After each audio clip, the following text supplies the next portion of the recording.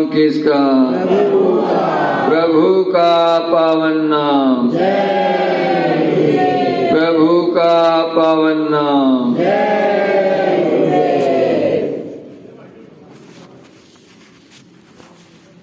परम पूज्य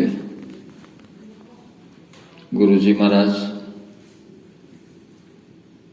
परम पूज्य उज्जैन वाले बाबा जी ओमकान जी महाराज और सम्मान्य आपसे आए हुए धर्म प्रेमी सत्संगी भाई बहनों,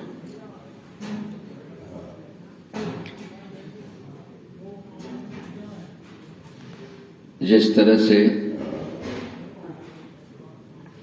शरीर की भूख मिटाने के लिए हम इसको समय समय पर खाना नाश्ता पानी देते रहते हैं, ऐसे ही इस शरीर को चलाने वाली जो जीवात्मा है, इसे भी यानी भोजन की आवश्यकता होती है। आप और हम लोग नहीं जानते कि हम कहां के रहने वाले थे। यहां इस मृत्युलोक नश्वर संसार में आकर के यहाँ के धन दौलत, यहाँ के रिश्तेदार लोगों से प्यार मोहब्बत हो गई। इसी प्यार मोहब्बत में हम अपने वतन को भूल गए, अपने घर को भूल गए, अपने पिता को भूल गए और इस नश्वर संसार में आकर के दुख तकलीफ पीड़ा उठाकर कर्मों की गांठ लाद करके चले जाया करते हैं और अरबों खरबों साल तक नरक चौरासी की सजा पाते रहते हैं। ये सब समझ कब आती है? दुनियादारी की समझ को लेने के लिए इस मृत्युलोक की जो व्यवस्था है, उस व्यवस्था के पहुंच करके दुनियादारी का ज्ञान ले लेते हैं, दुनियादारी को समझ लेते हैं। ऐसे ही इस संसार से परे जहां परमार्थी देश है, जहां ऐसा अपना घर है जहां जीवात्मा को जानने के लिए क्या करना पड़ता है, जीवात्मा का घर कहां है, ये जीवात्मा इस मृत्युलोक में कहां से आई, क्यों आई, निकल करके कहां जाती है, क्या अपने घर वापस लौट सकती है, इन तमाम बातों को समझने के लिए भी उस मालिक ने यहां व्यवस्था बना रखी है। आज से नहीं, सनातन जब से जीवात्मा इस धरती पर आई है, तब से उस मालिक ने अध्यात्मवाद की राह बराबर चला रखी है। दो रास्ते हैं, लोक और परलोक। इन आंखों से दिखने वाली हर चीज लौकिक है, थोड़े समय की है, नष्ट हो जाती है, बिगड़ती है, बनती है। लेकिन जो पारलौकिक संसार है, पारलौकिक जो दुनिया है, वो अमर खंड है, अमर देश है, वो कभी नष्ट नहीं होती है। तो उसे समझने के लिए, उसे देखने के लिए, उसे जानने के लिए आपके हमारे पास ऐसा रास्ता है। इस संसार को देखने के, समझने के लिए उस मालिक ने आंख और कान हमारे लिए बना रखे हैं। ये आंख और कान भी नश्वर है, नष्ट होने वाले हैं, और इनसे दिखाई देने वाली दुनिया भी नष्ट होने वाली है। लेकिन जो एक ऐसी दुनिया जो कभी नष्ट नहीं होती है,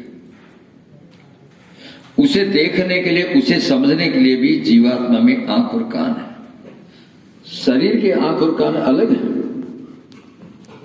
लेकिन जीवात्मा की जो आंख और कान है वो अलग है, वो नश्वर नहीं है, वो नष्ट नहीं होती है।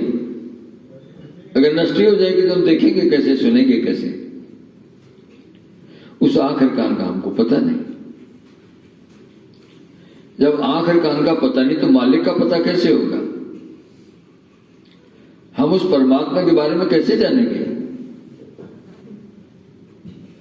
अब उसको समझने के लिए सारी दुनिया भाग रही, इधर उधर भाग रही है। एक छोटी सी बात है,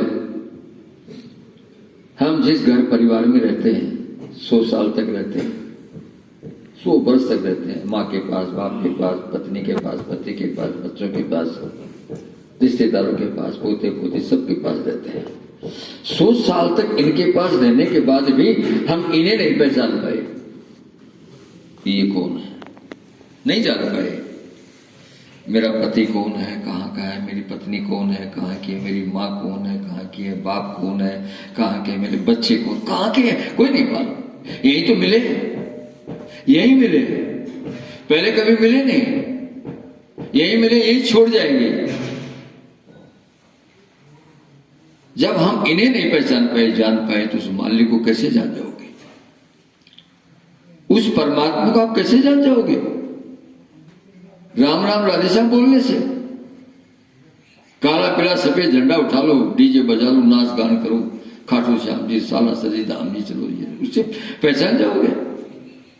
गीता रामायण से पहचान जाओगे? जागरणा कर लो, ये सुहामणी कर लो, उससे पहचान जाओगे? नहीं, कभी नहीं पहचान सकते। उसकी पहचान वो स्वयं ही कराता है।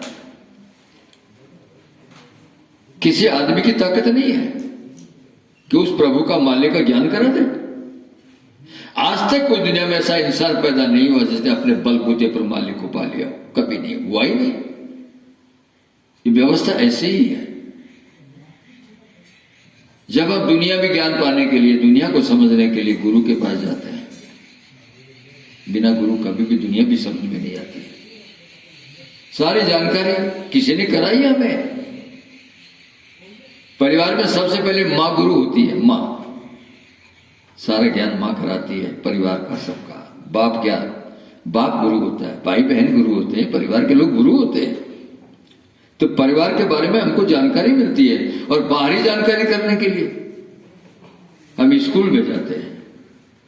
वह अध्यापक जो है हमको धरती का, आकाश का, तमाम हवा पानी का, जल का, विज्ञान का, गणित का, साइंस का, अंग्रेजी का ज्ञान करा देता है। बाहरी दुनिया का ज्ञान, बाहरी गुरु बाहरी दुनिया का ज्ञान कराएगा। तो जब बाहरी दुनिया का ज्ञान बाहरी गुरु से होता है, तो आत्मा को पाने का ज्ञान बिना गुरु के आपके कैसे होगा? ये आप कैसे भूल गए? उस परमात्मा को समझने के लिए, परमात्मा को जानने के लिए गुरु की जरूरत पड़ेगी। बिना गुरु कभी हो ही नहीं सकता, हो ही नहीं सकता। ये सब बातें जो महात्मा धरती पर आते रहते हैं, वो लिख करके जाते हैं, अपना अनुभव बता करके जाते हैं। किताबें क्या है? गीता, रामायण, शास्त्र जो भी लिखे जाते हैं, ये महात्माओं का एक अनुभव है, जिंदगी का अनुभव। मैंने मेरी जिंदगी में ऐसा किया, ऐसा मैंने पाया, सब लिख करके जाते हैं। मान सम्मान उपाधि पाने के लिए नहीं, वो इसलिए लिख करके जाते हैं कि जो दौलत मैंने गुरु के चरणों में बैठ करके पाई, मेरी आंख और कान खुली, मैंने जीते जी मालिक को पाया, उस राह पर ये भी चले। इसके एक ज्ञान और समझ, एक शिक्षा और दीक्षा देने के लिए महात्मा किताबें लेकर के जाते हैं। लेकिन उनके जाने के बाद हम उन्हीं किताबों को पेट का उपार्जन बना लेते हैं, पेट का धंधा, पेट भरने का धंधा बना लेते हैं। आज रामायण पाठ है, आज गीता को पाठ है, आज जो स्वामी भी हर वक्त करके चले जाते हैं। पंडित जी जो गाने बजाने वाला, उसको 21,000 51,000 दे देते। ये उसमें जो सीख है, जो शिक्षा है, उस पर कौन चलता है? नहीं चलते। ऐसे ही ये जिंदगी आपकी हमारी सब धीरे धीरे पूरी होती जा रही है, पूरी हो जाएगी एक दिन। जो समझ हमें आई थी ना, वो भी हमारी बेकार चली जा रही है।